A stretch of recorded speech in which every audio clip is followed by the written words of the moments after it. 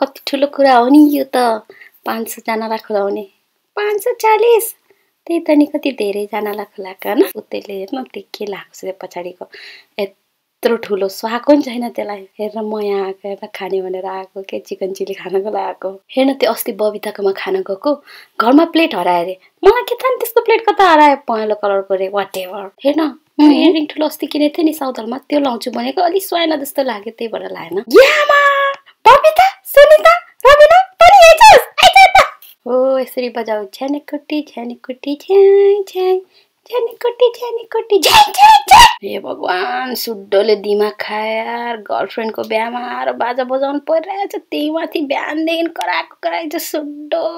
tension लाएर आउने हेर न यत्रो पैसा खर्च गरेपछि अलि रथको व्यवस्था नि गर्नुपर्छ नि कस्तो हिल्लाएर आएको बेलामा खुट्टै दुख्यो भन्या दाइ तपाईको बुढी खै त मलाई त पहिल्यै थाहा थियो त्यही भएर मैले मेरो बुढीलाई नाइराख भनेको नमस्ते पण्डित बाजे कस्तो हुनुहुन्छ तपाईले मेरो छोराको नारायण गर्नु भएको नि याद छ होला नि हैन बिहा पनि तपाईले गरेको हो नि बिहा छिटो बिहा हुन्थ्यो टन्न रक्सी खाने भनेको ओइ पुच्छे सुन त हजुर त्यो सालीहरुलाई टन्नै पैसा देलास फेरि होस गर हस्पिट नगर्नु म मिलाएर दिन्छु नि बुढीलाई सस्तो भेल्ली भनेको ओढनीको महँगो पो लिएछ यार पैसा अहिले तिर्दाखेरि ढाडा बाच्चिने भयो के गर्ने महँगो भए पनि खोल्नै पर्यो खै हेर्दिम न त दुलैको अनुहार लुगा कपडा सबै मिलाएर खर्च 10 लाख आला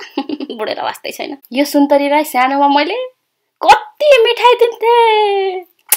मिठाई हैन चकलेट दिन्थे चका पानी गएर न चका त्यही त नि मलाई थाहा छैन र एकचोटी त मैले टेबल भरि ल्याएर राख्दै थिएँ टेबल भरि फेरि अझै चाहियो रे बुढा हनीमुनमा चाहिँ सिक्किम जान्थे नभन ल पेटामा न अर्कै प्लान गरेको छु औठी खै त यो बिहा छिटो भए झोल तरकारी खाने भनेको खै हैन कविताले के लाएछ आज म सुन्तलीले तिमीलाई सधैँ माया गरिराख्छु म रामे सुन्तलीले जे भन्छ त्यही मान्छु हक भने हक पात भने पात अरे भेल अड्क्यो नकिन भनेको हैन मैले तिमीलाई यति लामो किचकिच नगर न दाइ मलाई त 500 दिनु पर्छ है ल ल हुन्छ हिन ल सबैजनालाई बाइ बाइ